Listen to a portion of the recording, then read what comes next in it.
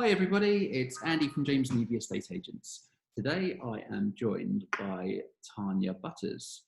Now, for those of you watching that know me, I've been on a bit of a weight loss journey over the last 6 to 9 months now. And Tanya is the lady who is mainly responsible for my success, which is pretty awesome. So Tanya, do you want to introduce yourself and let everyone know what you do? Yep, so I'm obviously Tanya. I'm from The Toner, that's my company. And obviously I do help people lose weight, tone up, for many different reasons that people come to me. And obviously Andy was one of those and has been a huge success and worked really hard. 5 stone lighter. I think I've probably put on a bit more through lockdown, but we'll talk about that another time.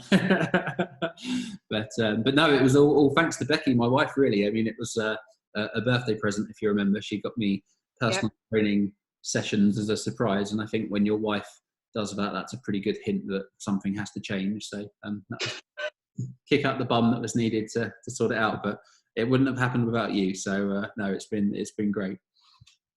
Tanya, there's probably a lot of people out there that at the moment are feeling a bit guilty that we're eating a bit too much and not exercising enough during lockdown. What tips could you give us and give people to try and help? I think it's really difficult because it's a difficult time, and obviously you are at home, especially if you've got children. You've got all the kids' snacks, crisps, chocolates, biscuits, and I think it's one of those moments in time where you can't go out, so you can't escape it. And I think you have to try, as you know, because we've had this discussion on nicking the kids' snacks. You really have to try and, I think, limit what you're doing. Think about it before you go to the fridge, before you go to the cupboards. I've said to some of my clients, you can either put a sticker on the fridge or on any cupboard in the kitchen where your snacks and treats are, just to make you stop before you actually enter into that cupboard and go for it. Also, it's distraction as well. I think if you keep yourself busy, if you've got lots of things to do at home, we've been decorating and stuff and homeschooling, the day does go quickly. I think, again, putting structure in will help you.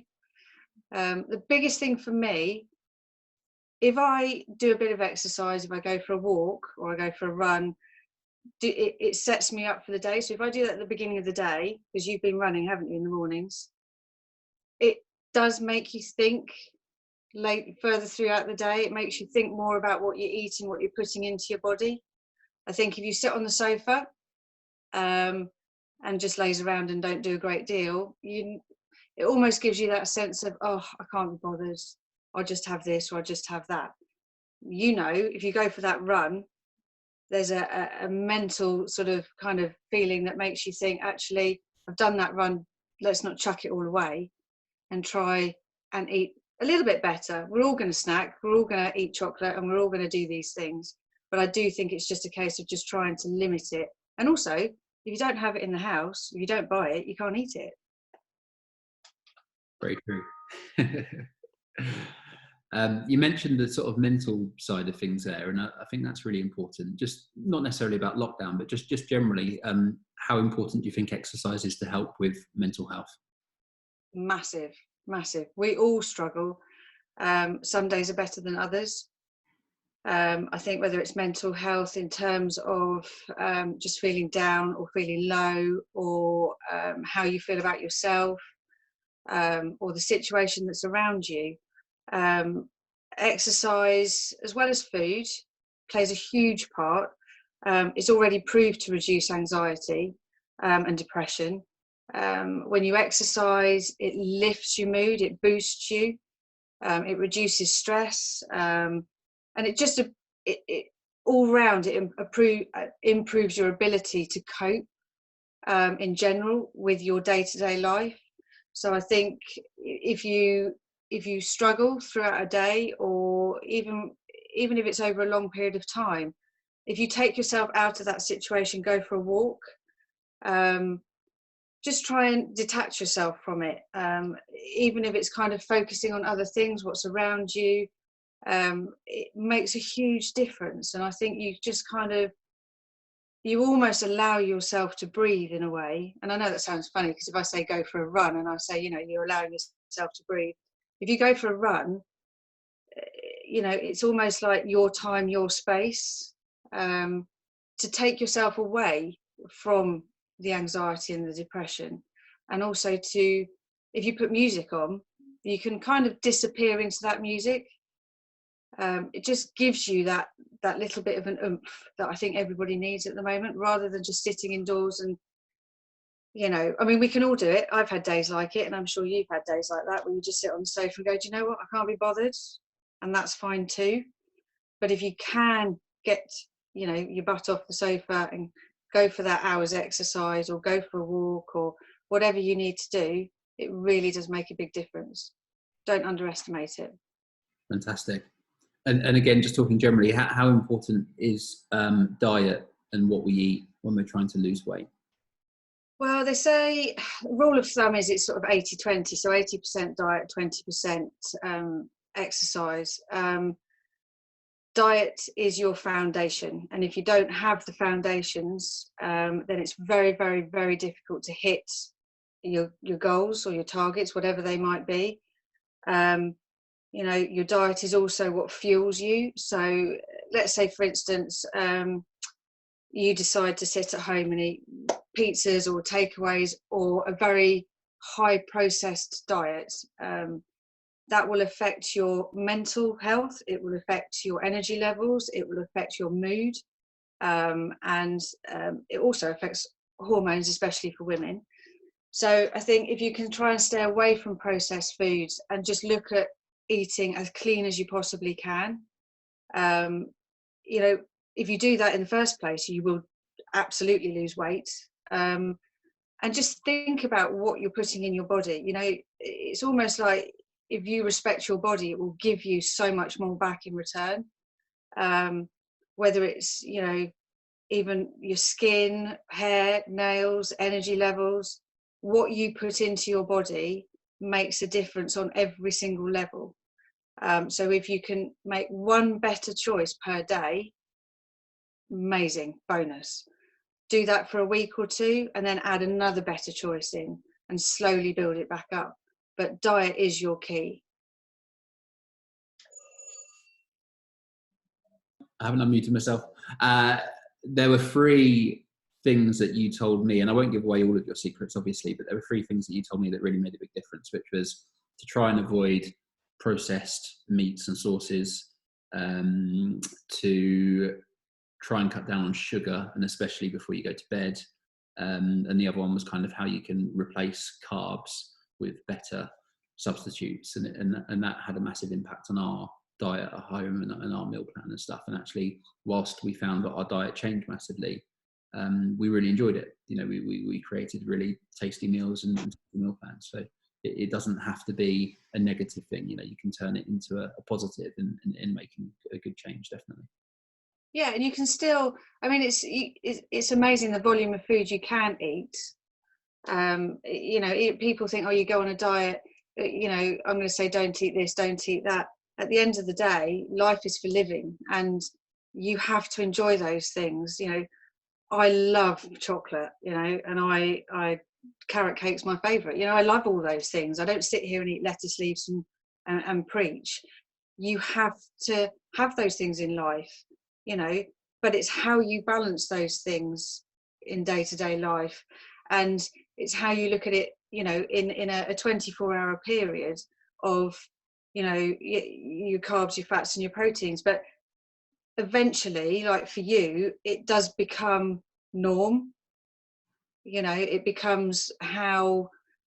just becomes a day-to-day life. Yes, okay, at the moment it's not normal life, and we are snacking and eating more, but it will come to an end. And for those people that are really struggling with snacking and food and stuff, I always say, write it on paper, write a food diary, even if you only do it for 2, 3, 4 days or one day, and just have a look at it and go, wow, did I really eat all of that? just makes you think, you know, and just makes you think maybe I could swap this out for something else to make a better choice. All those little things you can do will make a difference. Absolutely, 100%. Yeah, the food diary was shocking for me. You know, when we started this process, I knew my diet wasn't brilliant, but I didn't think it was terrible. But actually writing it down, it's accountability more than anything else. It makes you, slaps you in the face like, blimey, that is what I put in my body. So it's Yeah. And we've made a runner out of you as well. yeah, you certainly have. Incredible, eh? You want to share your achievement for this month? So according to my Nike Run app, I ran 160 kilometers in where are we? In April. In April. Which is pretty cool. So that's amazing, because you weren't running really when I met you. No, I hadn't run for years. I used to really enjoy it. Probably when I was, I don't know, 17 to 19 maybe. So a long time ago now. But no, I mean, I could barely walk the dog without being out of breath. So no, it's been incredible. But less about me. Can you tell us a little bit more about your business and how people can reach out to you if they would like your help, would like to make contact? Yeah, so basically for me, it's about getting to know each individual, how they work, how they think, what goals they want to achieve, and whatever they might be. Everybody's is different. Some is just actual body confidence. It's not so much about losing weight. Obviously for some it's weight related or it's strength related. Others it's just also rehabilitation, you know, feeling better about themselves. So I think I love to get to know the person. We have to have a trust, obviously, because as I've always said to you, you have to be 110% honest with me. Otherwise, you know, it's a longer journey. So I like to build that up with people, and I like to understand how people, I suppose, tick day to day. For instance, your lifestyle, with children, dogs, you work for yourself. It has to fit in with you. If it doesn't fit in with you, it isn't going to work. And once I have all of that information, I come to you. So I have all the kit, all the equipment. I come to you, and every session is different. So I don't like to do the same thing all the time, because I think people know what's coming, and that can be a little bit kind of, oh no, I know what she's going to do today. So I do like to change it up. We do boxing, kettlebells, TRX. For those that want to run, yeah, we can run. Loads and loads of different things. Soon to be starting up Pilates classes as well. So I look forward to doing that. And yeah, so literally I will come to you with everything you need. I'm on the phone, text messages, emails, whatever, 24/7. So if you have a moment of, I can't keep myself out the fridge or the cupboard, shout. All those things, basically everything. And it is suited to each individual. I'll do nutrition plans, obviously, go through diets, your habits, and, you know, also keep track of you throughout the week to see what you're doing. Make sure you are running or doing some form of exercise other than just me. Yeah, so you can get hold of me on Facebook at thetoner.co.uk, and I'm on Instagram, which is tanyabutters.thetoner. And also I have a website, which is www.thetoner.uk, all of which you can find me on, or follow me on Instagram. It would be great to see you. Fantastic. Tanya, can I just take this opportunity to say thank you? You've made a massive difference to my life personally, and to anyone out there that is watching and is maybe scared or hesitant of making the step, but wants to do chat to Tanya. She is amazing, and she will help and guide you. So I cannot recommend you high enough. Thank you. You've been an absolute pleasure. Cool. Awesome. Well, we'll say goodbye there, but thanks for your time, Tanya. All right. Take care.